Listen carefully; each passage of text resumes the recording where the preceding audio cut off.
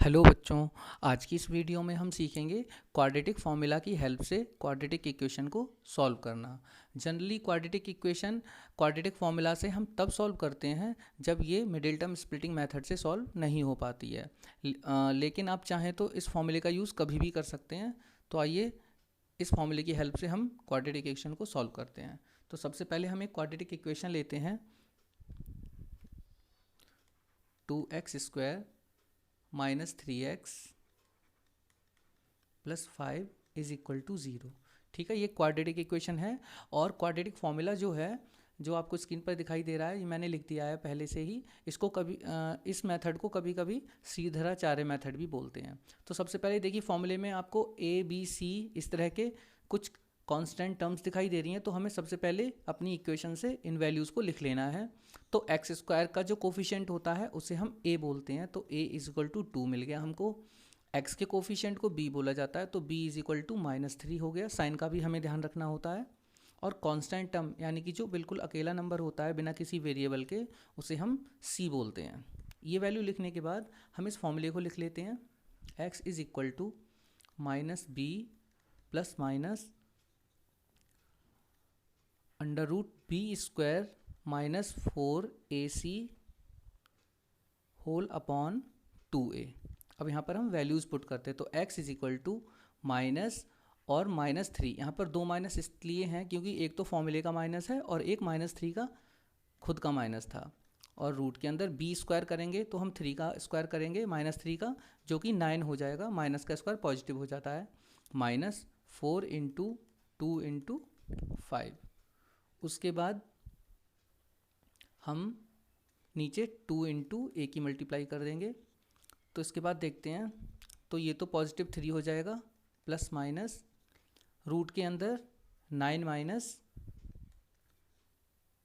40 और अपॉन में 4 हो जाएगा। यहाँ पर देखिए, तो यहाँ x इज इक्वल टू आपको मिल रहा है 3 प्लस माइनस रूट के अंदर आपको -31 मिला और अपॉन में 4।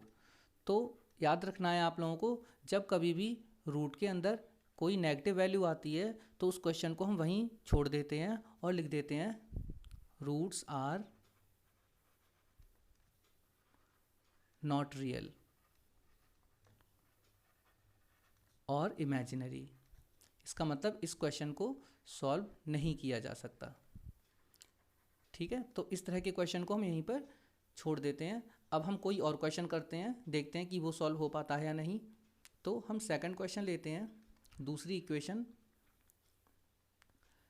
2x² minus 6x plus 3 is equal to 0। ठीक है, फिर से हम x a b c की वैल्यूज़ लिख ले रहे हैं। a इज इक्वल टू 2 जो कि x² का कोफिशिएंट है, b इज इक्वल टू -6 और c इज इक्वल टू 3। हम दोबारा फॉर्मूला लिखेंगे।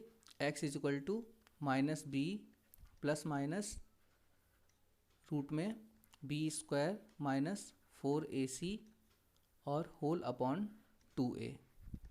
वैल्यूज़ पुट करते हैं। x is equal to minus और -6 प्लस माइनस b² करेंगे तो हम -6 का स्क्वायर करेंगे, जो कि 36 ही हो जाएगा। किसी भी नेगेटिव वैल्यू का स्क्वायर पॉजिटिव ही हो जाता है। -4 इंटू 2 इंटू 3 और अपॉन में हम 2 की मल्टीप्लाई a से यानी कि 2 से ही कर देंगे। तो हमें मिलेगा 6 प्लस माइनस रूट के अंदर मिलेगा हमको 36 माइनस 24 और अपॉन में 4 हो जाएगा। इसकी वैल्यू हमें मिलेगी 6 प्लस माइनस 36 से हम 24 को सब्ट्रैक्ट कर देंगे तो हमें मिलेगा 12 अपॉन 4। ठीक है, उसके बाद हम 12 से कॉमन ले सकते हैं 4 को। तो x is equal to 6 plus minus root में हम 12 को लिख सकते हैं 4 इंटू 3 और अपॉन में 4। तो हमें x इज इक्वल टू मिलेगा 6 प्लस माइनस 4 का स्क्वायर रूट अगर हम बाहर निकालेंगे तो 2√3 हो जाएगा और अपॉन में 4। याद रहे, कभी भी आप 2 से 4 को डायरेक्टली कैंसिल ना करें।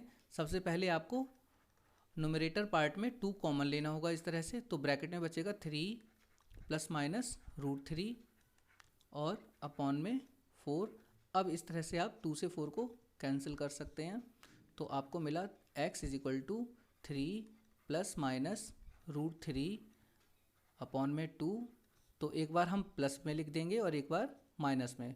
तो रूट्स आर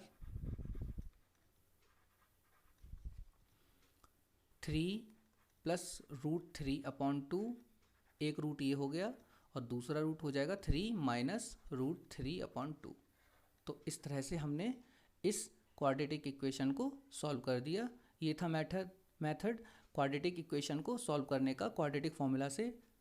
आई होप आपको ये मेथड समझ में आया होगा। Thank you.